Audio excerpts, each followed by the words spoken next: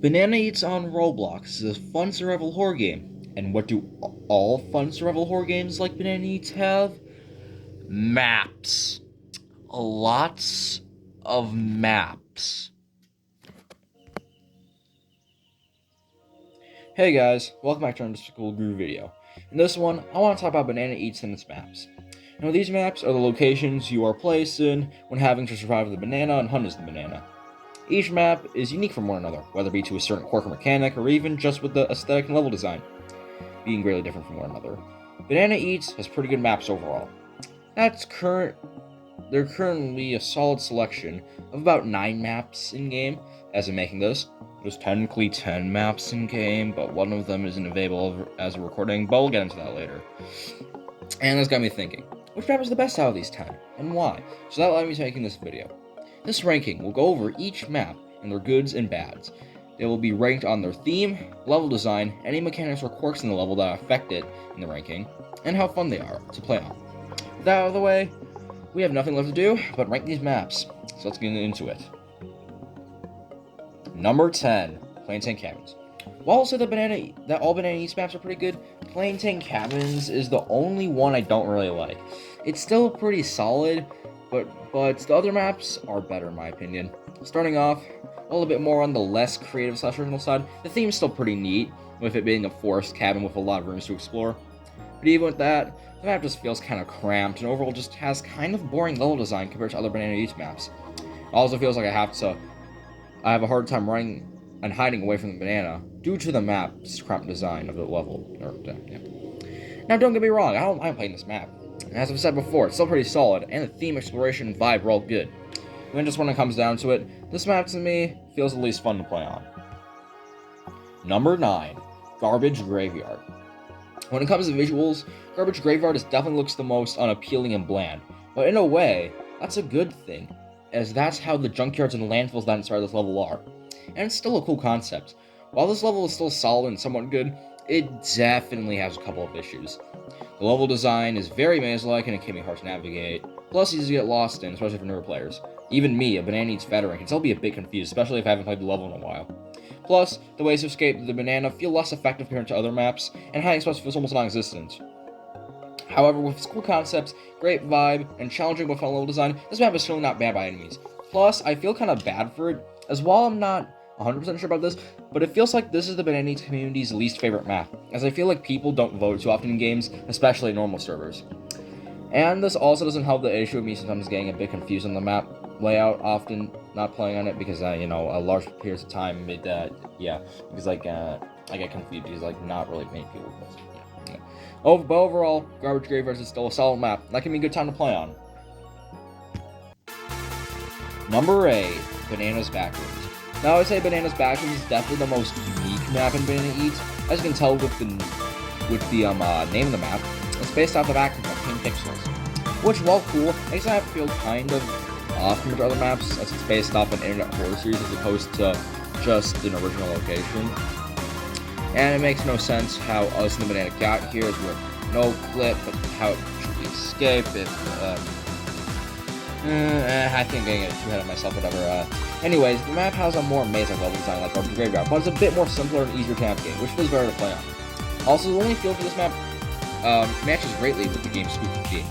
Although the level includes a bit more flair with some more decorations, but it still has some good amount of them, and it does do their best when playing to decorate the map, with what little they can do, and still matches the backrooms feel. So overall, this map is a pretty good map that fits well with Banana Eats, but I think the next 7 maps I want to talk about are better.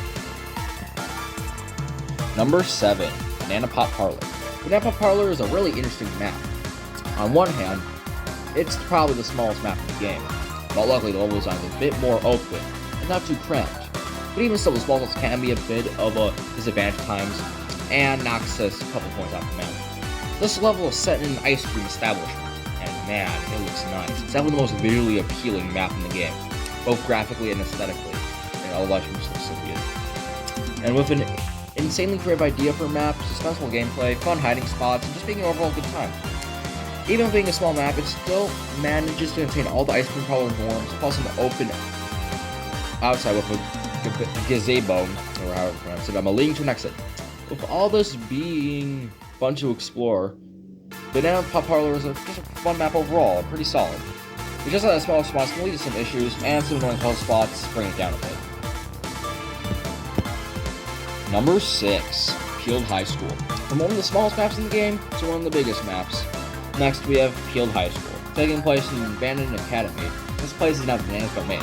And the Banana picked a good place too, because as I said, this map is definitely the biggest in the game. Which leads to you need to be more aware of bananas that come rushing to your area of the map at any time. Plus, it leads to some interesting strategies.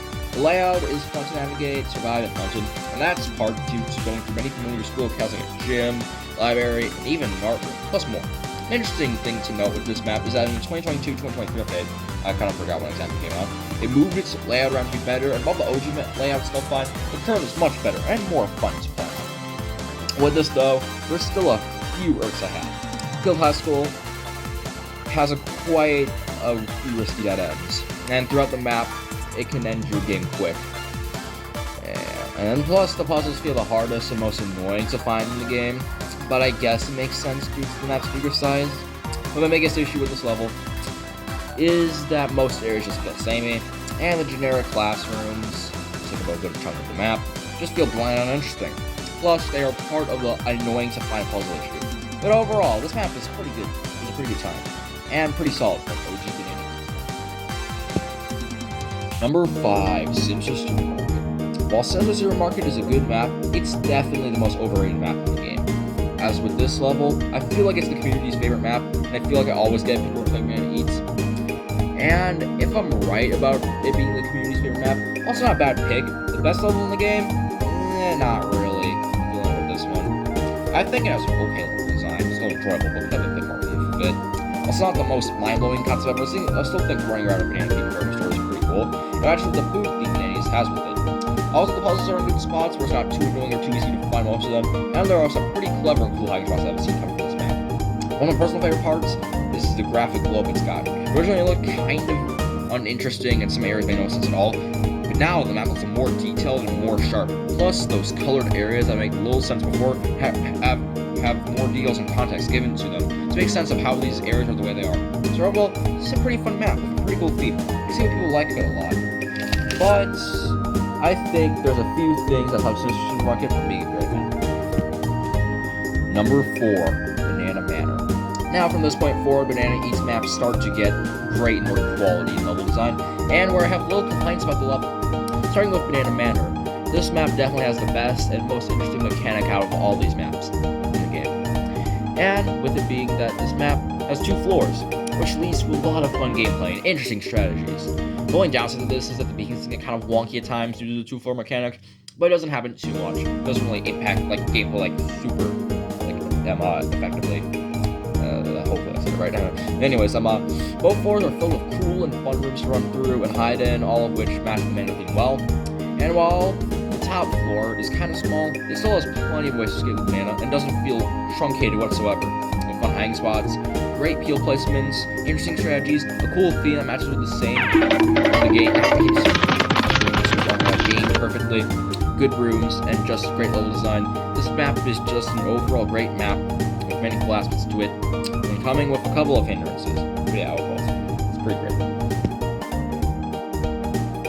Number 3, Cavendish Castle. Now, out of all the locations you play in, Cavendish Castle is definitely the one with the most interesting history, as it's the only map to not be in-game as of now. And it's also the most recent map too. And this is also why I had to pull up gameplay from YouTube for this part, since I had no footage of this map beforehand. Now, the reason why this map's not in the game is because it was meant to only last for a few months in the 2023 Summer Banana East update as a noontime map. The fan response to the map was pretty positive, and people seemed to hope that it would stay, as Banana Manor was originally meant to be an exclusive map for Halloween when it first released, and it eventually turned into a permanent map. But alas, in the September 2023 update for Banana Eats, it got vaulted and hasn't been in game ever since. Now, as of this video coming out, the 2024 Summer update for Banana East is about a month away, so hopefully the map can come back at least for another few months, and it should, because this map is great. The map looks amazing with a nice aesthetic background, fantastic levels of attention to detail that are godlike compared to the OG version of older Banana East maps. For fun hiding spots and strategies, the map has got it all. And from what I remember, this map was fun to play on. and surprisingly fit in with the rest of the game. With its insanely creative idea of being a sandcastle and it's nice looking, just right up there with the natural colors, the nicest looking map in the game. It's really good. My only really major issue is the level design. It's still good and fun, but definitely gives me garbage graveyard vibes, which is not bad per se, but still. Plus, the level feels like we're stuck in a long rectangle and could have used some more openness and widening stuff out. Yeah. If it weren't for that, though, this honestly might be the best level in the game. Overall, a good time around, and let's cross our fingers it comes back next month. Number 2, Bananas Bashment Center. Out of the classic Banana East maps, this one is my personal favorite. This level takes place in a FNAF/Chuck E. Cheese inspired restaurant, and the map consists of 3 main areas: the kitchen/backstage, the main seating area, and the arcade. No other Banana East map has tackled 3 sections like this, and it's really refreshing to see, making the level feel more unique in its design, being fun to play on.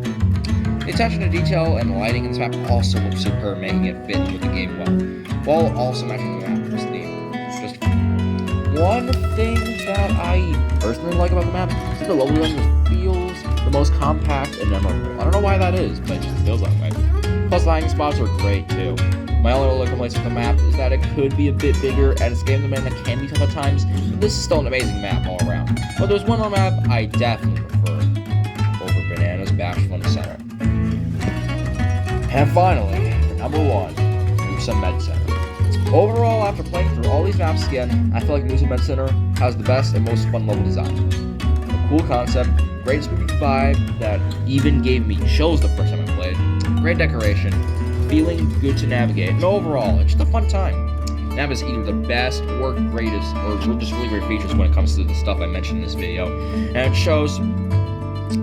While the map isn't the best by a mile, the map could have a couple more rooms and maybe a little less narrow level design. Just all around, this Monster is my favorite Banana East map. There's not much else to say about it. It's just that good. I just really like it. Well, that was sure a trip through the Banana Eats. We went through the lows and highs of each Banana Eats map, planting cabins to Musa Med Center. I hope you all enjoyed today's video. Make sure to like and subscribe, or else I'll tell the banana your IP address, and it will hunt you down and eat you. Just kidding. Maybe. You don't have to do it, but it would greatly help the channel. You can also check out some of my other content and follow my Twitter, link in the description. And finally, what did you think of my tier list overall? Did you really just say tier? Finally, what did you think of my ranking overall? Did you agree or disagree with my points? What is your favorite and least favorite Banana East maps? How would you rank them? Let me know all this in the comments below. And that's about all. Thanks for watching. Take care, and I'll see you next time. Bye.